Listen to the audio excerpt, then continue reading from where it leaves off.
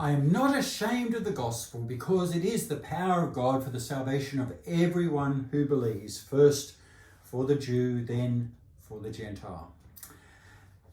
I'm continuing looking at Romans chapter 1, verse 16 and following. And if you were here with me last time, you'll remember that I was looking at what Michael Bird had to say in his commentary on Romans.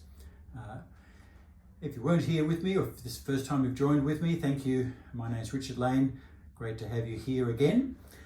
And as we consider Romans chapter 1, I'm jumping back a little bit. Today I'm going to be looking at Michael Bird and someone else who I came across as I was exploring Michael Bird's own blog that he had. He had a little podcast of an interview that he was involved in last month at the start of May about the pandemic, and it included Tom Holland, and I'll introduce him a little bit later.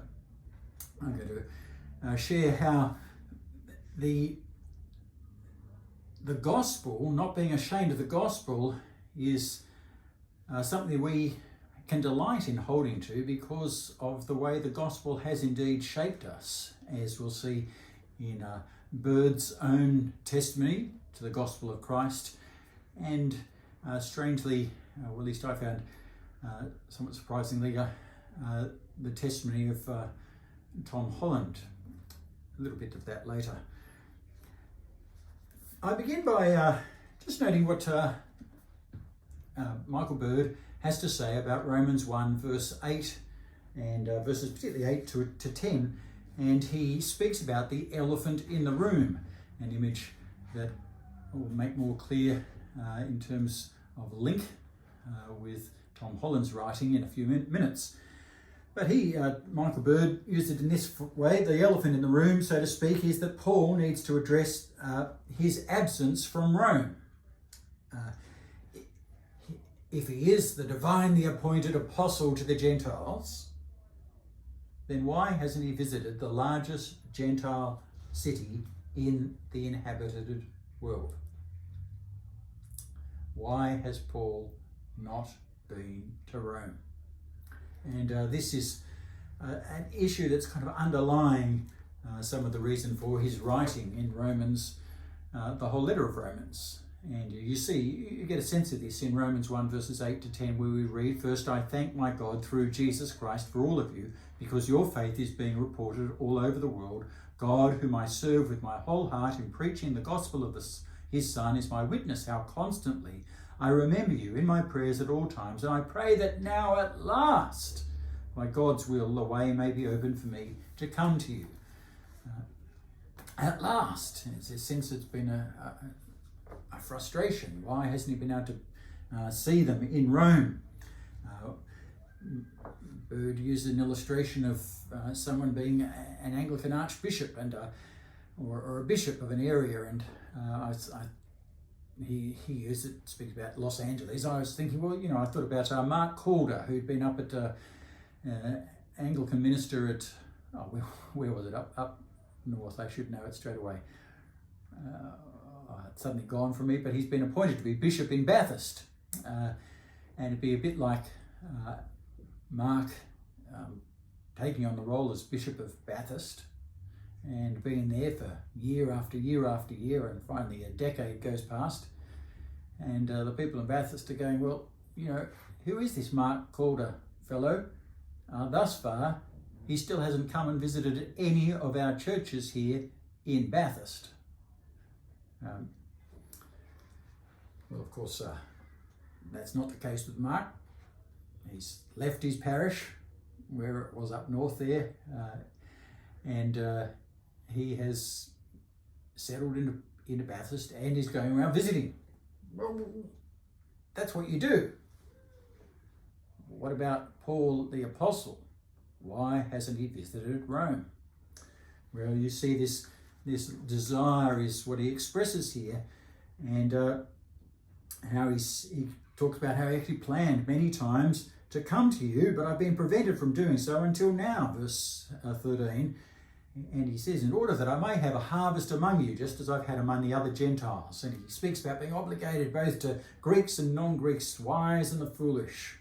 And that's why I'm so eager to preach the gospel also to you who are at Rome. And that's how he leads into his great statement, I am not ashamed of the gospel. And to continue with what Michael Bird says about that phrase, developing this standing for the gospel, not being ashamed of it, he speaks about embracing the shame of the cross.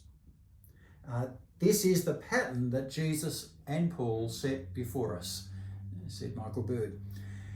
Remember, he says, that crucifixion was not only one of the cruelest and most torturous deaths, but it also expressed the zenith of degradation and disempowerment and dishonour. It's certainly something that, because we are so far removed from it, we can lose the sense of that reality. To be crucified was to be depersonalised. According to Luke, Jesus dramatically told his disciples, whoever wants to be my disciple must deny themselves and take up their cross daily and follow me. And the alternative in Luke 9:26, whoever is ashamed of me and my words, the Son of Man will be ashamed of them, when he comes in his glory and in the glory of the Father and of the holy angels. Jesus gives his disciples the choice between taking up the shame of the cross, or else being ashamed of him. Paradoxically, embracing the shame of the cross will lead to glory, while being ashamed of Jesus will lead to an even greater indignity.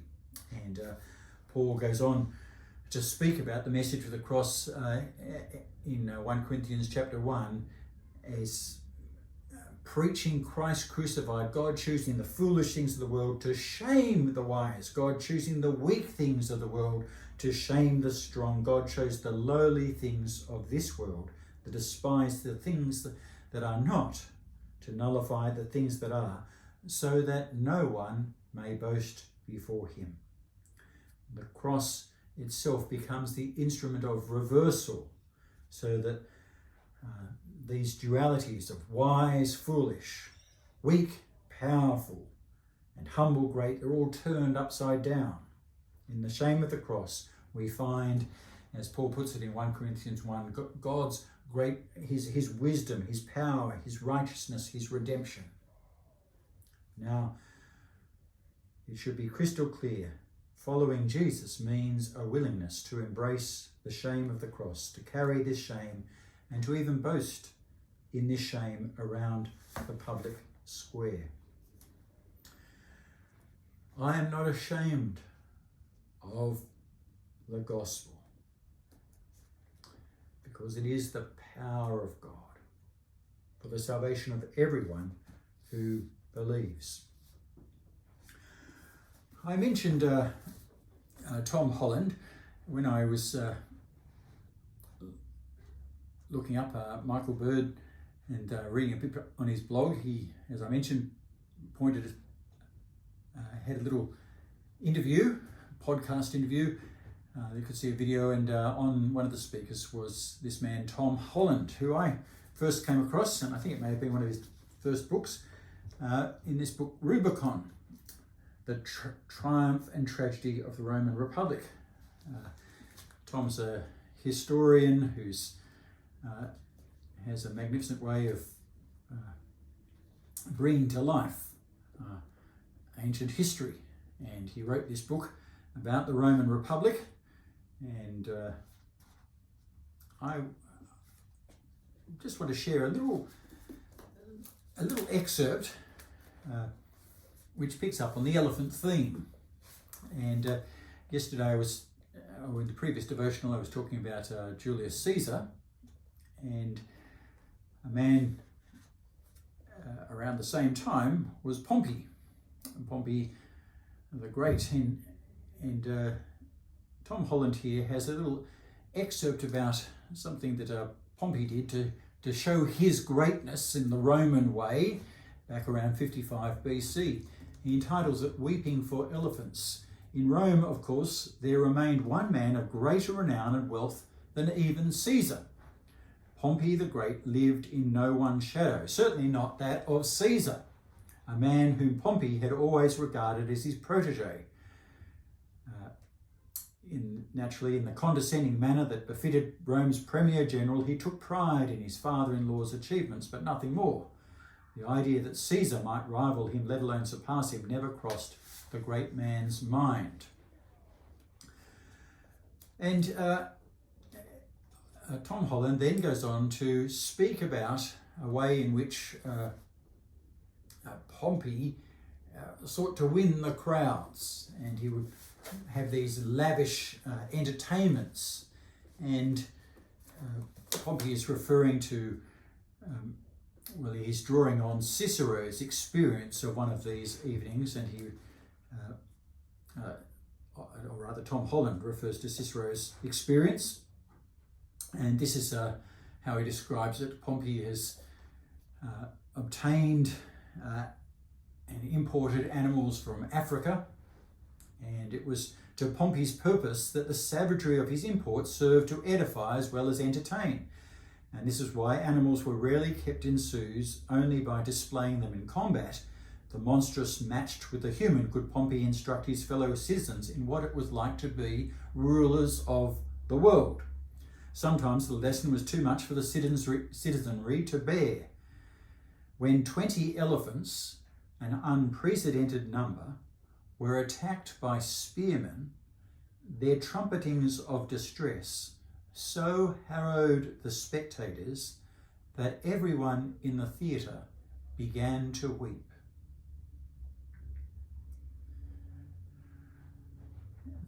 Just horrendous just to think of it, really. Cicero, who had been in the audience, puzzled over this. How was it possible, he wondered, that a spectacle so impressive had afforded so little delight? And he goes on to analyse his feelings. The violence, rather than thrilling him, had left him numb, and so on. Pompey had filled his theatre with wonders from every corner of the empire, not only lions, tigers, elephants, but leopards, lynxes, rhinoceroses, and stag wolves, and so on. And yet Cicero, a citizen passionately proud of his city's achievements, the most articulate spokesman for Rome's global destiny that the Republic had ever produced, he was left bored and oppressed by his hero's games. To quote, "If these are sights which must be seen, then you have seen them many times." Pleasure and excitement had been dulled by excess. Cicero could no longer identify with the emotions that Pompey wished him to feel. And the tears that came down from the crowd also led to curses by the spectators on Pompey. Well, as I read that, I was reminded of Ecclesiastes chapter 2, where we read of Solomon undertaking great projects. "I built houses for myself, planted vineyards, I made gardens and parks, and planted all kinds of fruit trees in them. I made reservoirs to water groves and flourishing trees. I bought male and female slaves, had other slaves also who were born in my house. I also owned more herds and flocks than anyone in Jerusalem before me. I amassed silver and gold for myself, the treasure of kings and provinces. I acquired men and women singers and a harem as well, the delights of the heart of man. I became greater by far than anyone in Jerusalem before me. In all this my wisdom stayed with me. I denied myself nothing my eyes desired. I refused my heart no pleasure. My heart took delight in all my work. This was the reward for all my labour. Yet, when I surveyed all that my hands had done, what I had toiled to achieve, everything was meaningless, a chasing after the wind. Nothing was gained under the sun." As the chapter begins, he said, "I'll test you with pleasure to find out what is good," but that also proved to be meaningless. That word, I looked a few devotionals back, Hebel, vanity, nothingness, vapour, the idea. And Cicero here seems to be tapping into that experience, that just no satisfaction, and that horrendous moment of 20 elephants being so slaughtered and the weeping. Well, I share that because it leads into Tom Holland's own experience. This book was written back in it was published in 2003. I do remember it purchasing it. It was a gift from my father-in-law, and I think I purchased it in the city shortly after my 40th birthday. I am reminded of that because here it says at the front, my father-in-law has signed it. Richard, happy 40th birthday, Arthur. Lovely little memory. But Tom Holland has gone on to write a number of, many other books. I certainly haven't read all of them, though I'm looking forward to delving into his book Dominion. And I've got a quote from that sometime, either this recording or the next. But here's what I want to share about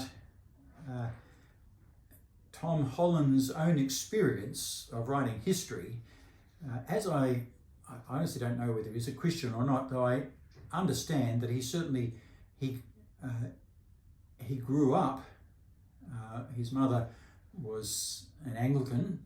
He grew up with Christian values and so on.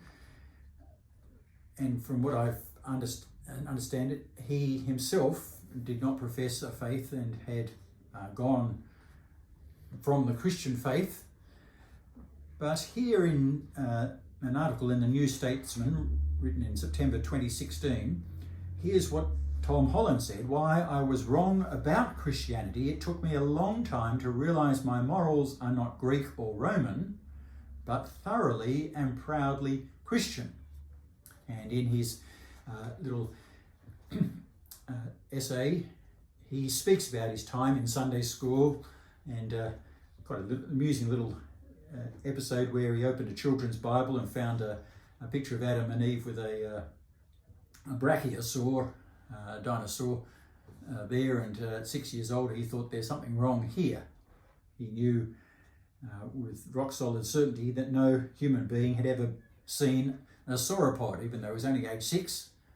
But anyway, that was sort of his path away from the faith, as it were, beginning. He goes on and talks about when he came to write his first work of history. It was the first work of history, at least, Rubicon. And he said, "I chose a subject that had been particularly close to the heart of the philosophies, the age of Cicero."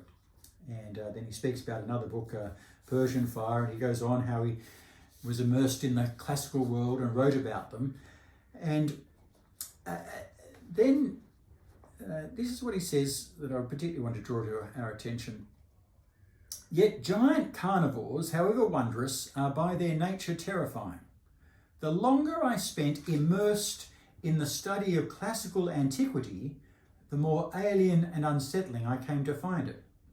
The value of Leonidas, whose people had practiced a peculiarly murderous form of eugenics and trained their young to kill uppity Untermenschen, that's a German word, by night, were nothing that I recognised as my own, nor were those of Caesar, who was reported to have killed 1 million Gauls and enslaved 1 million more. It was not just the extremes of callousness that I came to find shocking, but the lack of a sense that the poor or the weak might have intrinsic value. As such, the founding conviction of the Enlightenment that it owed nothing to the faith into which most of its greatest figures had been born increasingly came to seem to me unsustainable." And so he goes to refer to one of the great figures of the Enlightenment, Voltaire. Voltaire wrote, "Every sensible man, every honourable man must hold the Christian sect in horror." Well, Tom Holland said, rather than acknowledge that his ethical principles might owe anything to Christianity, Voltaire preferred to derive them from a range of other sources, not just classical literature, but Chinese philosophy, his own powers of reason. Yet, Voltaire, in his concern for the weak and the oppressed, was marked more enduringly by the stamp of biblical ethics, the Bible's ethics, than he cared to admit. His defiance of the Christian God, in a paradox that was certainly not unique to him, drew on motivations that were, in part at least, recognisably Christian. And so Holland goes on to quote St. Paul, echoing the very words that I referred to earlier from 1 Corinthians chapter 1, and the sentiments that I spoke with respect to Michael Bird's comments. Holland continues, "We preach Christ crucified," St. Paul declared, "unto the Jews a stumbling block and unto the Greeks foolishness." Tom says, he was right. Nothing could have run more counter to the most profoundly held assumptions of Paul's contemporaries, Jews or Greeks or Romans. The notion that a God might have suffered torture and death on a cross was so shocking as to appear repulsive. Familiarity with the biblical narrative of the crucifixion, well, today that has dulled our sense of just how completely novel a deity Christ was. In the ancient world, it was the role of gods who laid claim to ruling the universe to uphold its order by inflicting punishment, not to suffer it themselves. And Pompey really was, in his actions, illustrating that way of thinking.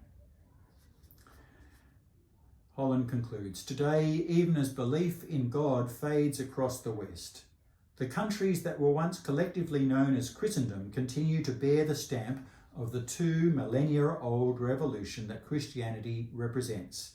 It is the principal reason why, by and large, most of us who live in post-Christian societies still take for granted that it is noble to suffer, more noble to suffer than to inflict suffering.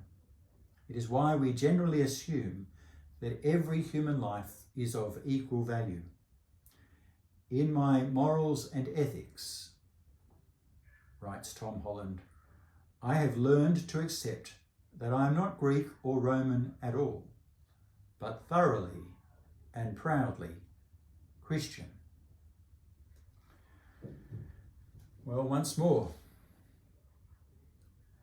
I am not ashamed of the gospel because it is the power of God. It is a way of saying I am proud of the gospel. And so I return to Michael Bird and his own walk, and I think it's a walk which taps into something of that search that the preacher in Ecclesiastes 2 had, that search for meaning. As a young teenager, Michael Bird, and I'm taking this from the magazine Eternity, where he shares his account, Michael Bird as a teenager was so anti-religion he would write poetry mocking belief in God. He saw Christianity, quote, as a way of oppressing people, a purely human construct. He saw Jesus as a deluded radical or even mythical feature. In his mind, Christian faith was a crutch, a way of people imposing their view on others. And so he was just living life for pleasure. He left home, surprised to see he became a paratrooper, as I understand. And he was just really living a life that was very social, but very inane and meaningless, he said. It was only through sheer boredom, he said, with the lifestyle that Michael Bird accepted an invitation from a Christian colleague to go to church. He said, I'd been on the town with a guy the night before and then got up and I had no idea what to expect growing up pretty much. He said everything I knew about Christianity was pretty well summed up from Ned Flanders, the Simpsons character. This is what he quotes as a quote of Michael's. I assumed that churches were filled with moralising geriatrics. There'd be a bunch of people who'd be sniggering at what sort of fun I'd be having in the evening. It was, however, nothing like that.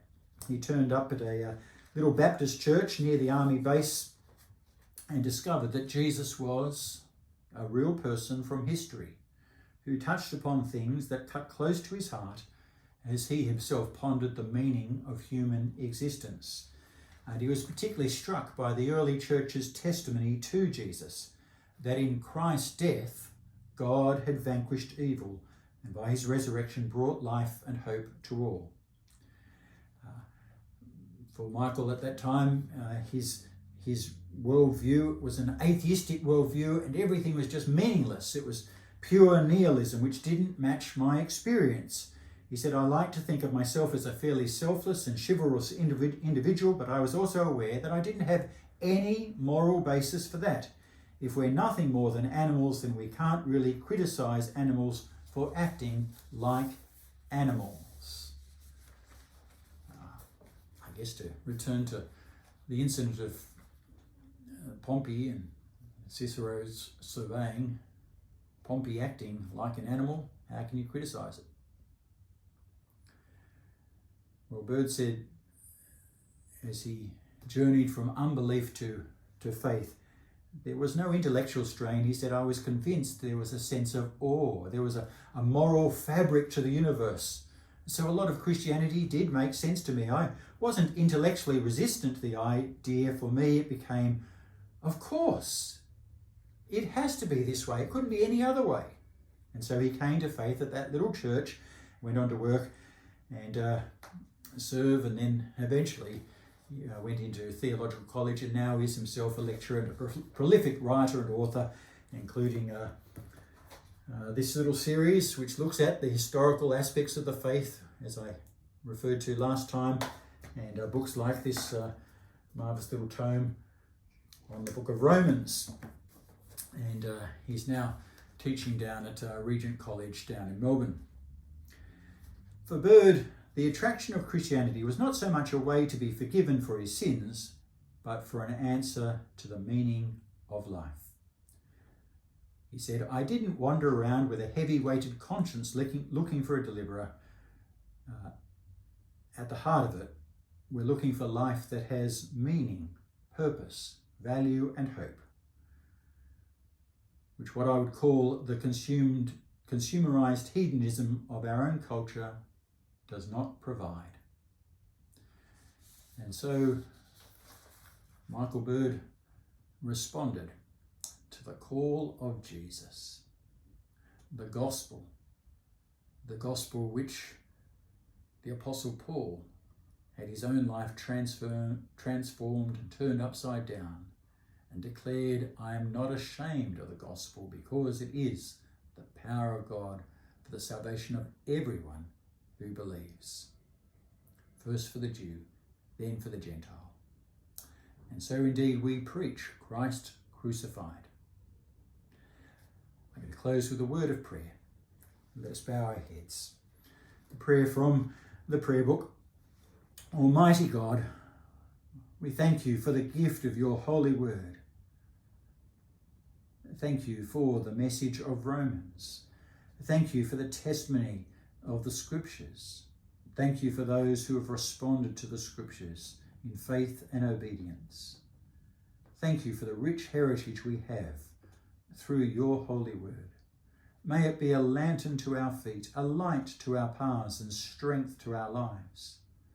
And so I ask, Lord, that you would take us and use us to love and serve all people in the power of the Holy Spirit, in the name of your Son, Jesus Christ our Lord. Amen. Thank you again for joining with me. May the peace of the Lord be always with you. Amen.